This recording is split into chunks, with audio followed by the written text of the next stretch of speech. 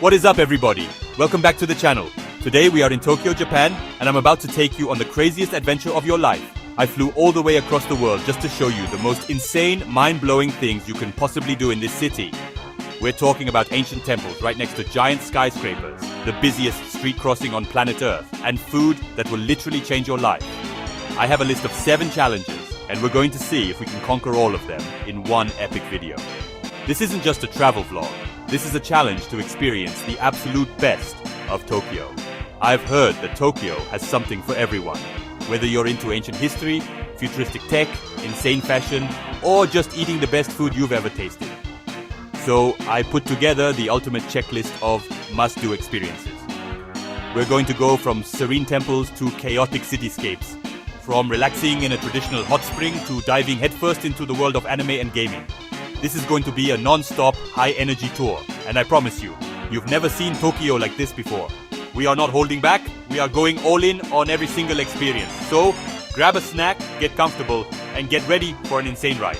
I want you to keep a running count of how many of these things you've already done, or which ones you're adding to your bucket list right now. By the end of this video, you'll have a complete guide to conquering Tokyo. Are you ready? Because the challenge starts now! Let's go!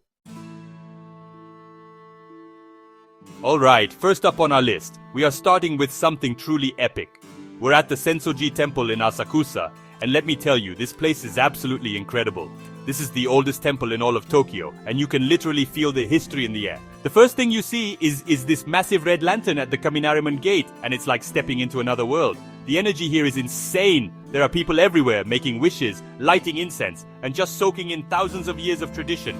It's a crazy mix of peaceful and chaotic all at once. Walking down the Nakami's Dori Street leading up to the temple is a challenge in itself. It's packed with hundreds of little shops selling everything you can imagine, from traditional snacks to samurai swords. Okay, maybe not real samurai swords, but you get the idea. We had to navigate through the massive crowds, and it felt like a real-life video game level.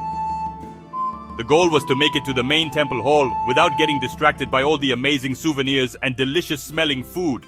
It was harder than it sounds. I almost bought 10 different things. But the wildest part is looking up from this ancient temple and seeing the Tokyo Skytree, a giant futuristic tower, looming in the distance. It's this perfect blend of old and new, tradition and technology, all in one single view. It blows my mind how a place can be so deeply rooted in its history, while also being on the cutting edge of the future. This is what Tokyo is all about. 1 challenge down, 6 more to go. This is just the beginning, and things are about to get even crazier.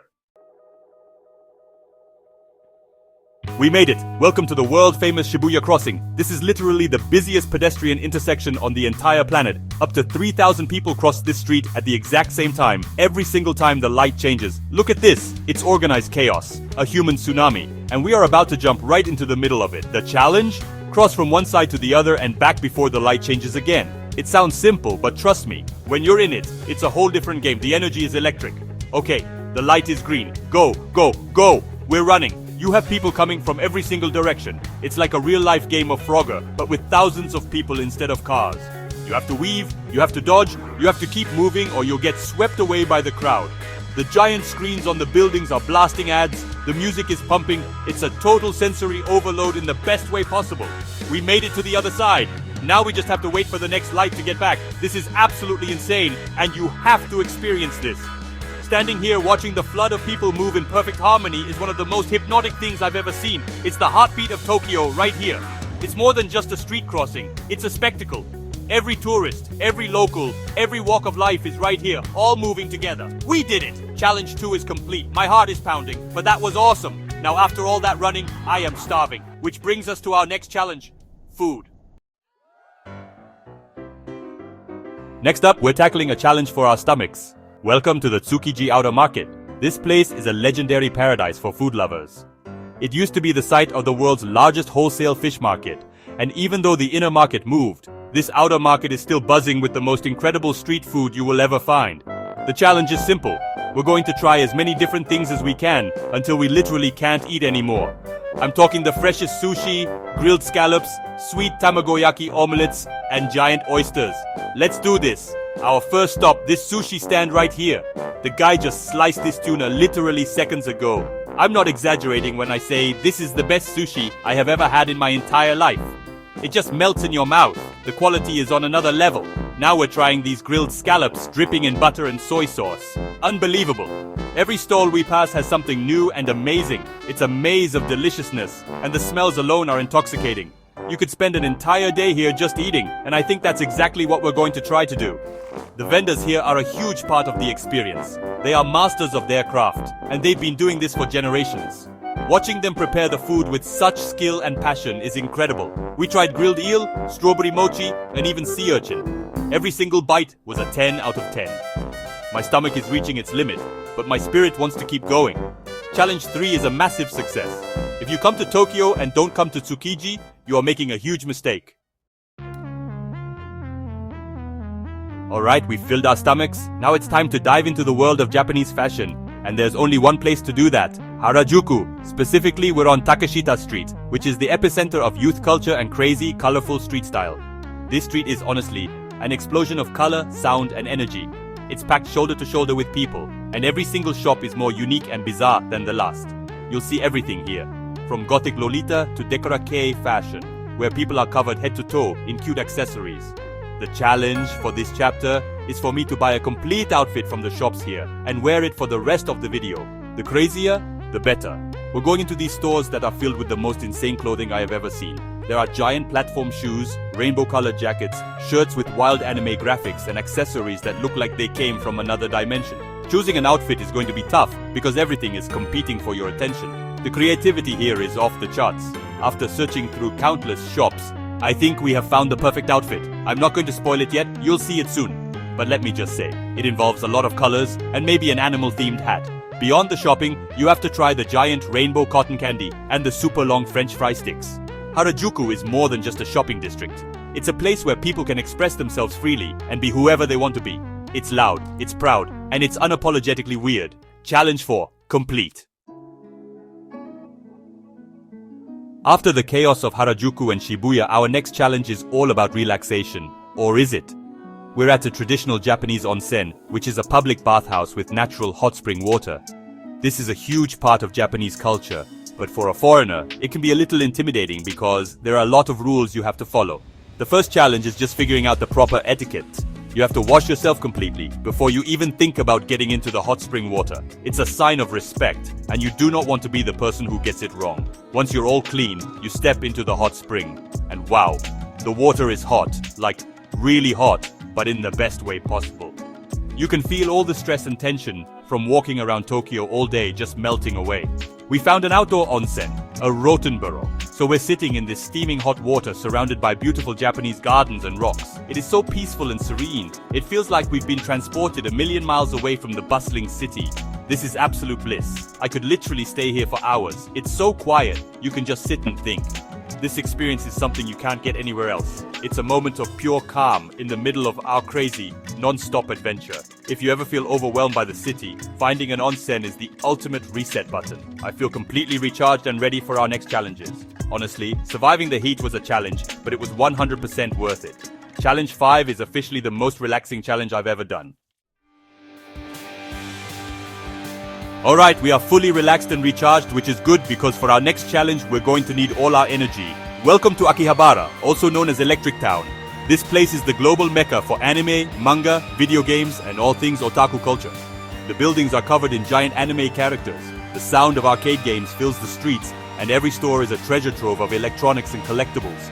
The sheer amount of stuff here is mind-boggling. It's a geek's paradise, and we are about to go on a massive shopping spree. Here's the challenge. My team has given me a credit card, and I have exactly 10 minutes to spend $1,000 on the coolest, weirdest, most awesome stuff I can find in a multi-story superstore.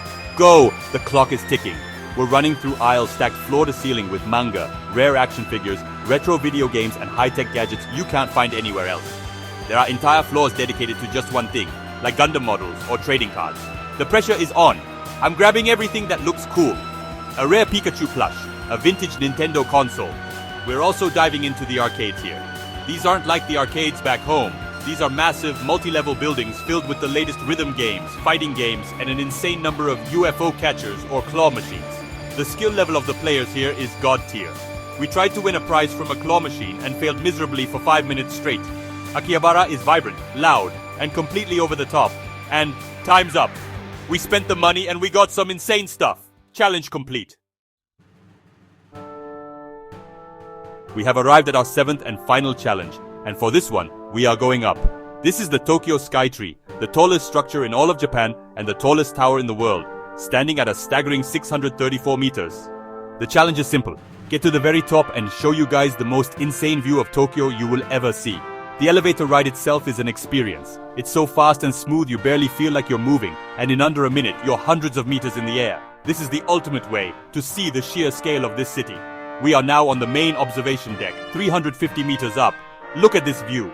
You can see the entire Tokyo metropolitan area stretching out to the horizon in every direction. It's a concrete jungle as far as the eye can see.